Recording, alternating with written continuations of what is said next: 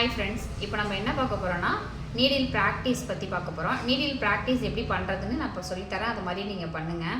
ஓகேவா? இப்போ நீடில் எடுத்துக்கோங்க. நீடில் எடுத்துக்கிட்டு இதோடைய நாப்பு இருக்கு இல்லையா, அது வந்து இந்த பக்கம் பார்த்த மாதிரி இருக்கணும்.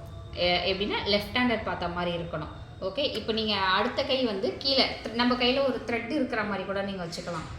நீடில் எடுத்துக்கிட்டு நீடிலேருந்து இந்த கையில் நம்ம நூல் இருக்கிற மாதிரி நம்ம நினச்சிக்கிறேன். நம்ம ஹேண்டில் பண்ணுறது இந்த கையில் தான் நூலை ஹேண்டில் பண்ண போகிறோம். இப்போ என்ன பண்ண போகிறோன்னா, இந்த நாப் வந்து லெஃப்ட் ஹேண்டட் பார்த்து இருக்க போது இப்போ நம்ம வந்து த்ரெட்டை லைட்டாக அப்படி சுற்றி ஒரு டர்ன் பண்ணி எடுக்கணும். Left right left right left right, அதே மாதிரி இப்போ ஒரு சுற்றுறீங்க, லெஃப்ட்டு ரைட் எடுக்கிறீங்க, திரும்ப சுற்றுறீங்க, லெஃப்ட்டு ரைட் எடுக்கிறீங்க.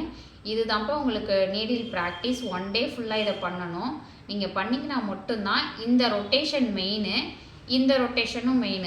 இது ரெண்டுமே நம்ம ப்ராக்டிஸ் பண்ணால் மட்டும்தான் நம்மளால் ஆரி ஒர்க்கு கண்டினியூஸாக போட முடியும், பெயின் இருக்காது. பாருங்கள்,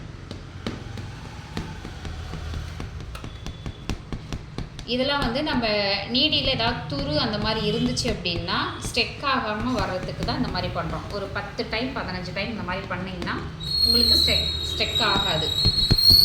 ஃப்ரீயாக வரணும். ஃப்ரீயாக வர வரைக்குமே நீங்கள் பண்ணிக்கிட்டே இருக்கணும்.